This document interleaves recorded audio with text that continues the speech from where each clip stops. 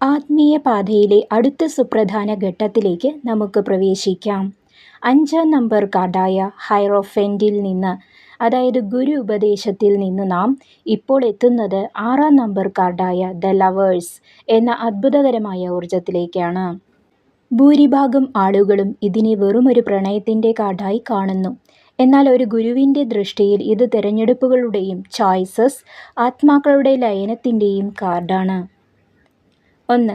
ചിത്രത്തിലെ പ്രതീകങ്ങളും അവയുടെ അർത്ഥവും.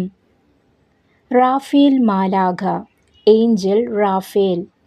കാർഡിൻ്റെ മുകളിൽ വലിയ ചിറകുകളുമായി നിൽക്കുന്ന മാലാഖ സുഖപ്പെടുത്തലിൻ്റെയും ഹീലിംഗ്, വായു തത്വത്തിൻ്റെയും പ്രതീകമാണ്. പ്രപഞ്ചത്തിൻ്റെ അനുഗ്രഹം ഈ ബന്ധത്തിന് മേലുണ്ട് എന്നിത് സൂചിപ്പിക്കുന്നു. പുരുഷനും സ്ത്രീയും, ആദം ആൻഡ് ഈവ്. അവർ നഗ്നരായി നിൽക്കുന്നു. ഇത് പ്രപഞ്ചത്തിന് മുന്നിൽ അവർക്ക് മറച്ചുപിടിക്കാൻ ഒന്നുമില്ല എന്ന നിഷ്കളങ്കതയെ, ഇന്നസെൻസിനെ കാണിക്കുന്നു. സത്യസന്ധമായ ബന്ധമാണിത്. അറിവിൻ്റെ വൃക്ഷം, ട്രീ ഓഫ് നോളേജ്. സ്ത്രീക്ക് പിന്നിലുള്ള മരത്തിൽ ഒരു പാമ്പ് ചുറ്റിയിരിക്കുന്നു.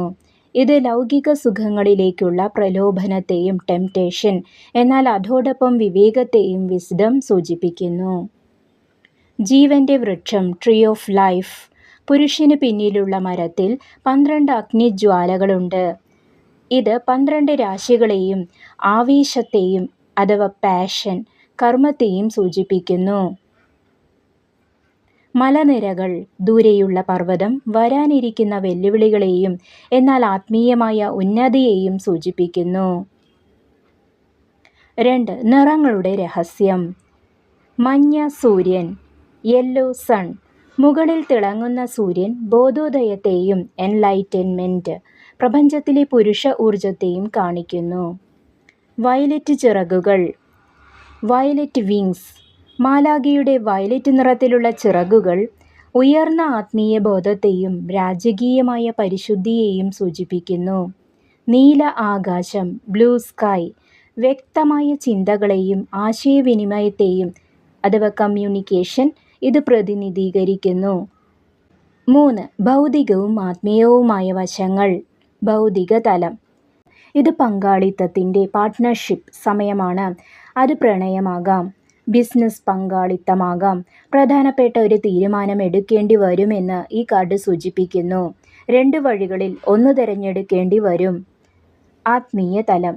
നിന്റെ ഉള്ളിലെ സ്ത്രീ പുരുഷ ഊർജങ്ങളെ, ശിവ ശക്തി ഊർജങ്ങളെ യോജിപ്പിക്കുക. ഹൃദയവും ബുദ്ധിയും തമ്മിലുള്ള കലഹങ്ങൾ അവസാനിപ്പിച്ച് അവയെ ഒരുമിച്ച് കൊണ്ടുപോകുന്ന ഘട്ടമാണിത്. 4. ഗുരുവിൻ്റെ ഉപദേശം, ദ ഗുരുസ് വിസ്ഡം. പ്രിയ ശിഷ്യ, ദ ലവേഴ്സ് നിനക്ക് നൽകുന്ന വലിയ പാഠം വിവേചനം, ഡിസ്ക്രിമിനേഷൻ എന്നതാണ്. ശരിയും തെറ്റും തമ്മിലല്ല, മറിച്ച് നിന്റെ ആത്മാവിന് ഗുണകരമായത് ഏത് എന്നതിലാണ് തിരഞ്ഞെടുപ്പ് വേണ്ടത്. ജീവിതത്തെ എങ്ങനെ നയിക്കാം? 1. മൂല്യങ്ങളിൽ ഉറച്ചു നിൽക്കുക. ഒരു തിരഞ്ഞെടുപ്പ് നടത്തുമ്പോൾ താൽക്കാലിക ലാഭത്തേക്കാൾ നിന്റെ ധർമ്മത്തിന്, വാല്യൂസ്, പ്രാധാന്യം നൽകുക.